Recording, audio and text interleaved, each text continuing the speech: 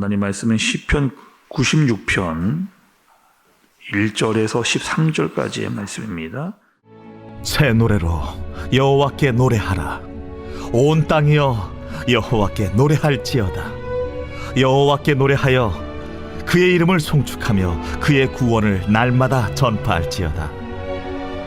그의 영광을 백성들 가운데에, 그의 기이한 행적을 만민 가운데에 선포할지어다. 여호와는 위대하시니 지극히 찬양할 것이요 모든 신들보다 경외할 것이며, 만국의 모든 신들은 우상들이지만 여호와께서는 하늘을 지으셨음이로다. 존귀와 위엄이 그의 앞에 있으며 능력과 아름다움이 그의 성소에 있도다. 만국의 족속들아, 영광과 권능을 여호와께 돌릴지어다. 여호와께 돌릴지어다. 여호와의 이름에 합당한 영광을 그에게 돌릴지어다. 예물을 들고 그의 궁정에 들어갈지어다. 아름답고 거룩한 것으로 여호와께 예배할지어다. 온 땅이여 그 앞에서 떨지어다. 모든 나라 가운데서 이르기를 여호와께서 다스리시니 세계가 굳게 서고 흔들리지 않으리라. 그가 만민을 공평하게 심판하시리라 할지로다. 하늘은 기뻐하고 땅은 즐거워하며 바다와 거기에 충만한 것이 외치고 밭과 그 가운데 있는 모든 것은 즐거워할지로다. 그때 숲의 모든 나무들이 여호와 앞에서 즐거이 노래하리니 그가 임하시되 땅을 심판하러 임하실 것임이라. 그가 의로 세계를 심판하시며 그의 진실하심으로 백성을 심판하시리로다. 아멘. 오늘 여러분 시편 96편은 정확하게 누가 지었는지 그 지은 이를 알 수 없는 그런 시입니다. 그런데 성경학자들이 한번 짐작을 해본 거예요. 추정을 해본 거예요. 누가 지었을까? 근데 아마도 이 시는 다윗이 그 법궤가 예루살렘으로 들어올 때 그때 불렀던 시 같다. 그리고 역대상 16장을 토대로 지었을 것 같다라고 하는 짐작을 하는 그런 시입니다. 그리고 오늘 말씀은 한 세 부분 정도로 이렇게 구분할 수가 있습니다. 처음은 1절에서 3절까지 말씀이에요. 내용은 이런 내용입니다. 이스라엘을 구원하신 하나님을 찬양하라. 이스라엘을 구원하신 하나님을 찬양하라. 이게 1절부터 3절까지 내용이고, 또 두 번째는 4절부터 10절까지 말씀입니다. 여기의 내용은 하나님께서 세상을 창조하셨다. 그러니 하나님을 찬양하고 그분께 영광을 돌려라 라고 하는 내용이 두 번째 내용입니다. 세 번째 내용은 11절에서 13절까지 말씀인데, 하나님은 결국에 최후에 이제 심판의 하나님으로 오실 것이다. 그분을 기다리면서 그분을 즐거워하라 라고 하는 내용의 이 세 구분을 가지고 있는 시라고 할 수가 있겠습니다. 근데 여러분, 그 시인이 1절에서 하나님을 노래하라고 이야기하는데 첫 시작이 뭐냐면 새 노래로, 아니 왜 그냥 노래로 하라 하면 되는데 새 노래로 굳이 하라 이렇게 이야기를 여러분 했을까요? 그러니까 다윗이라면, 이 시의 지은이가 다윗이라면 이런 마음이 있었을 겁니다. 뭐냐면 지금 이스라엘 가운데로 또 예루살렘으로 법궤가 지금 들어오고 있는, 언약궤가 들어오고 있는 그런 상황이에요. 그리고 이스라엘은 늘 언제나 그 언약궤를 중심으로 이렇게 살아왔습니다. 그러니까 그 중심으로 하나님을 찬양하고 예배하는 삶을 늘 그들은 살았거든요. 그리고 하나님께서 지금까지 인도해 주신 것도 그들은 잘 알았습니다. 그리고 지금까지 하나님께서 과거로부터 지금까지 지켜주신 것도 그들은 잘 알고 있었어요. 그래서 그분을 찬양했습니다. 근데 지금은 또 어떤 상황이냐, 다윗이 언약궤를 받아들이고 있는 상황이잖아요. 내가 이스라엘의 왕입니다. 그리고 이 나라의 통치자예요. 근데 그 언약궤가 이제 예루살렘으로 들어오면 그 다음부터 이제 어떤 일이 일어날 것인가? 와, 하나님께서 이제 직접 우리 이스라엘의 예루살렘 수도로 직접 들어오시는구나. 그리고 앞으로 어떤 일이 생기게 될 거라고 하는 기대와 소망을 지금 다윗이 가지고 있는 거잖아요. 하나님이 나와 우리 민족을 볼 때마다 그분은 늘 새로운 일을 우리에게 행하신 일을 우리에게 보여주셨습니다. 하나님 앞으로 우리의 어떤 일이 행하실 것인지를 그런 기대와 소망을 내가 갖고 주님을 맞이합니다라고 그렇게 고백을 하고 있는 겁니다. 그러니까 이 시가 다윗의 시든지 아니면 그냥 시인의 시이든지 이런 거죠. 과거를 돌아보니까 여기까지 인도해 주신 분은 와, 그거는 정말 하나님이더라. 나를 구원해 주실 뿐만 아니라 나를 선택해서 여기까지 인도해 주신 분이 정말 하나님이구나라고 하는 그 감격과 감사 때문에 찬양이 나오는 겁니다. 예를 들면 여러분 이런 거죠. 이스라엘 사람들 어떻게 살아왔어요? 광야를 돌아보니 어떻게 우리가 살아남았는가? 또 다윗의 입장을 보니까 내가 어디를 가든지 하나님께서 함께 해주셨어요.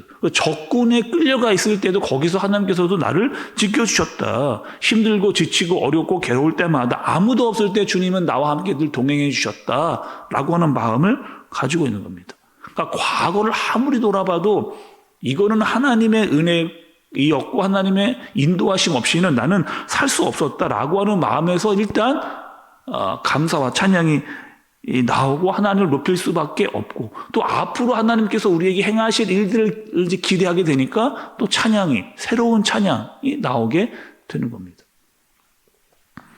여러분 우리가 구약의 예레미야 선지자를 봤잖아요. 예레미야서를 우리가 살폈습니다. 그 예레미야 선지자는 언제 때의 선지자였느냐?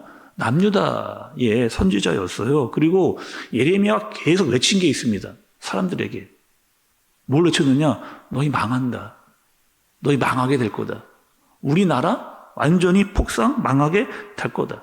근데 사람들이 뭐 그 얘기 좋아하나요? 아니 우리나라가 망한다라고 하는데 그렇게 이야기하는 선지자를 누가 좋아하겠어요? 사람들이 좋아할 리가 없습니다. 근데도 뭐 하는 거예요? 예레미야는 계속 외쳤어요. 근데 외치고 전할 때마다 마음이 계속 어떻게 됐을까? 사람들이 반응하지 않고 아무리 이야기해도 듣지 않자 마음이 무너지는 거죠. 낙심이 되는 거죠. 그래도 그 마음에 불이 있었습니다. 어떤 불이에요? 내가 이 말씀을 반드시 증거하고야 말겠다라고 하는 그 마음의 불을 가지고 계속 그들에게 말씀을 선포했죠. 그들의 잘못, 그들의 타락 계속 꼬집으면서 이야기를 했습니다. 우리가 알다시피 여러분 결국에 어떻게 됐어요? 그 남유다가 망하게 됩니다. 망하게 되고 이스라엘의 많은 사람들이 잡혀가게 되는 역사를 우리가 알고 있잖아요. 그런데 중요한 것은 나라가 망하고 이스라엘 사람들이 잡혀갔지만, 그러니까 유다 사람들이 잡혀갔지만 그게 끝이 아니라는 거예요. 그리고 그들이 다시 돌아오는 그 포로에서 다시 돌아오는 그 일을 예레미야가 알고 있었습니다. 그러니 이런 거죠. 지금 나라가 망하게 돼 있는 슬픔을 가지고 있었어요. 그런데 다시 돌아올 그 일을 이 예레미야가 알고 있다 보니까 찬양할 수 있는 마음이 그에게 든 겁니다. 그러니까 지금은 비록 슬픔인데 다시 돌아와 새 일을 행하실 하나님을 알고 있기 때문에 예레미야가 찬양할 수 있었던 거죠. 너희는 다시 돌아오게 될 것이다. 그리고 어떻게 해요? 돌아올 때는 새로워져서 돌아오게 될 것이다. 그리고 그 모든 일들은 하나님께서 하실 것이다. 비록 내가 지금 너무나 슬픈 이야기를 너희들에게 하고 있지만 내가 찬양할 수 있는 이유가 있다. 이렇게 이야기합니다. 그래서 예레미야 예가를 보면은 이런 말씀이 있어요. 예레미야 예가 3장 22절에서 23절의 말씀을 보면 제가 여러분께 읽어드릴게요. 이렇게 예레미야가 이 이야기를 합니다. 여호와의 인자와 국률이 무궁하심으로 우리가 진멸되지 아니함이니이다. 이것들이 아침마다 새로우니 주의 성실하심이 크시도소이다. 이렇게 이야기하는 거죠. 그러니까 예레미야는 알고 있었어요. 하나님은 인자가 많으시고 국률이 있으시는 분.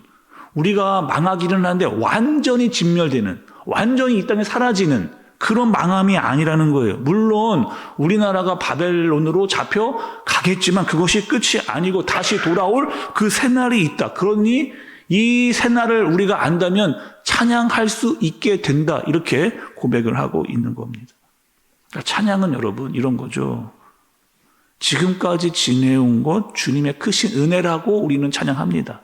그리고 앞으로 우리에게 새 일을 행하실 하나님을 찬양하게 되는 거죠.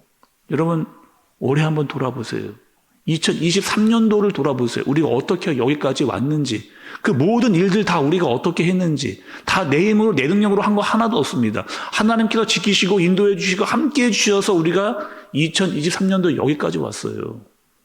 며칠 안 남았습니다. 그리고 2024년도를 눈앞에 두고 있잖아요. 그 새해부터 새롭게 새 일을 행하실 하나님을 기대하고 소망하는 마음을 가지면 우리가 어떻게 할 수가 있다? 새로운 찬양을 부를 수 있다. 이렇게 지금 시인은 고백하고 있는 겁니다. 또 여러분, 신약에 오면 바울과 실라가 감옥에 갇히잖아요. 어디 감옥이에요? 빌립보 감옥에 갇힙니다. 여러분, 감옥에 갇혀있다 생각해 보세요. 찬양 안 나오죠. 아니, 감옥에서 찬양 나올 수 있겠습니까? 찬양이 안 나옵니다. 두렵고 힘들고 깜깜한 그런 감옥에, 지하 감옥에 있었어요. 그런데 바울과 실라는 그 상황에 매이지 않고 하나님을 찬양했습니다. 하나님을 찬양했어요. 그것이 승리의 노래고 부활의 노래고 또 새 찬양입니다. 그렇게 그들은 하나님을 찬양한 거죠. 지금 여러분, 우리도 마찬가지거든요. 내 상황이 녹록치 않습니다. 찬양 나올 상황이 아니에요. 그러나 과거에도 지금도 우리와 함께 해주신 하나님이 반드시 앞으로 우리에게 새 일을 행하실 것이다 라고 하는 이 사실을 알면 우리는 찬양할 수 있습니다. 슬픔 중에, 어려움 중에 찬양할 수 있어요. 특히 여러분, 이 시점에서 우리가 2023년도를 여기까지 인도해 주신 하나님, 지금도 우리와 함께 하시는 하나님, 그리고 2024년도 새 일을 행하실 하나님을 기대하고 소망한다면 우리는 찬양할 수 있는 거죠.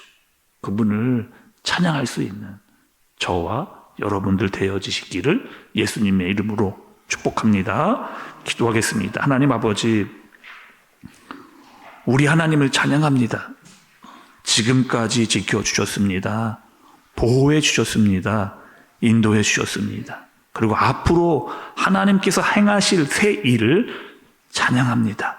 하나님, 우리가 여기에 멈추어 서지 않고 날마다 앞으로 미래에 우리에게 행하실 하나님을 찬양하는 삶을 살아가도록 인도하여 주옵소서.